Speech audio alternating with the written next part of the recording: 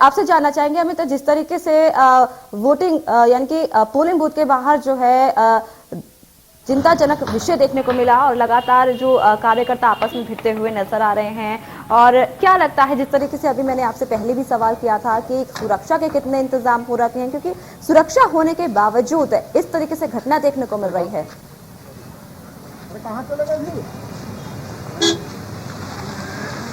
Hello Sonali, जरा सवाल दोहराएंगे। जी अमित, आपसे जानना चाहेंगे जिस तरीके से देखने को मिला कि पोलिंग बूथ के बाहर जो है कार्यकर्ता आपस में ही भिड़ते हुए नजर आ रहे हैं, और जैसे मैंने पहले भी आपसे ये सवाल पूछा था कि सुरक्षा के इंतजाम कितने हो रखे हैं, क्योंकि सुरक्षा होने के बावजूद इस तरीके से घटना ये सामने आ रही है।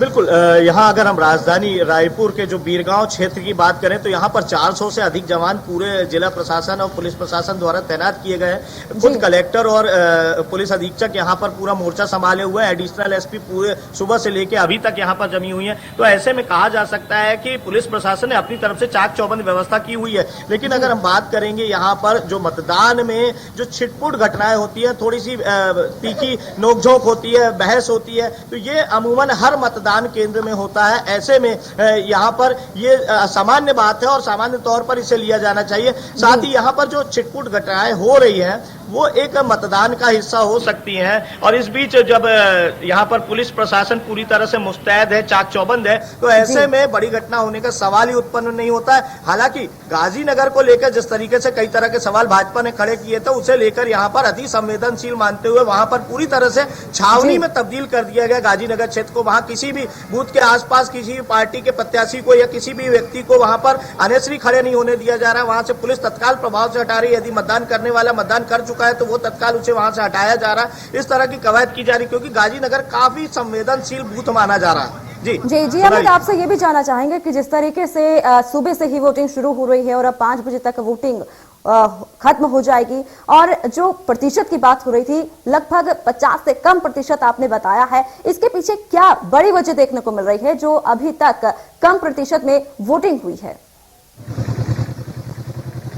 सबसे बड़ी समस्या सोनाली यहाँ यह रही कि जब मतदाता यहाँ पहुंचा तो यहाँ पर कई लोगों के नाम मतदाता सूची से विलोपित बताए गए। तो मतदाताओं ने यहाँ अपना आक्रोश भी व्यक्त किया। उन्होंने चुनाव अधिकारी के साथ बहस भी की कि हमारा नाम, हम पिछले इतने सालों से कई मतदान का हिस्सा बनते रहे, हमने कायदा अपना मतदान किया है, तो इस बार हमारे नाम कैसे विलोपित कर दिया गया। तो सबसे बड़ी चीज यही है कि यहाँ पर रही कि जो मतदाता सूची में कई लोगों के नाम यहाँ से विलोपित नजर आए। साथ ही हम बात करेंगे यहाँ पे बैलेट पेपर, ये लंबे समय बाद हो रहा है कि ईवीएम मशीन से यह चुनाव ना होकर बैलेट बॉक्स और बैलेट पेपर के माध्यम से हो रहा है। तो कहीं ना कहीं बैलेट पेपर के माध्यम से होने वाले चुनाव को लेकर भी मतदान प्रतिशत घटा है। लेकिन जहां तक बात है, क्योंकि जो संवेदनशीलता और सबसे बड़ी चीज है कि बूथ पर तक मतदाता को लाना, ये एक सबसे बड़ी चुनौती होती है हर पार्टी के प्रत्याशी के लिए। तो यहाँ पर यह एक बात नजर आई, क्योंकि जिस तरीके से भाजपा यहाँ पर मतदाता फर्जीवाड़े का जो आरोप लगाकर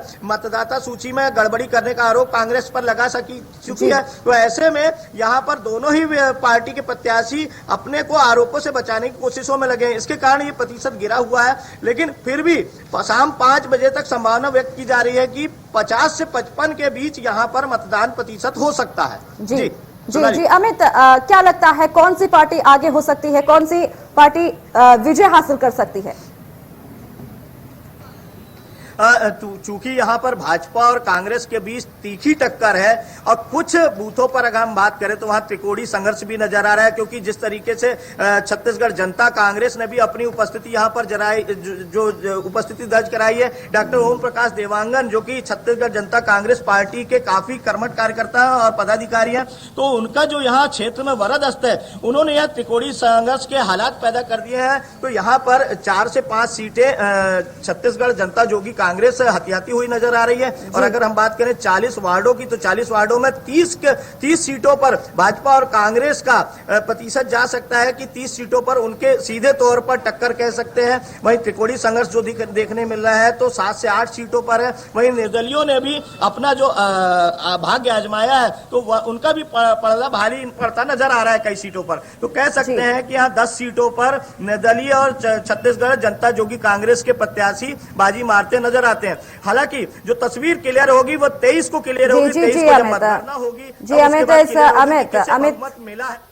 जी, अमित, इस पूरी जानकारी के लिए आपका बहुत बहुत शुक्रिया।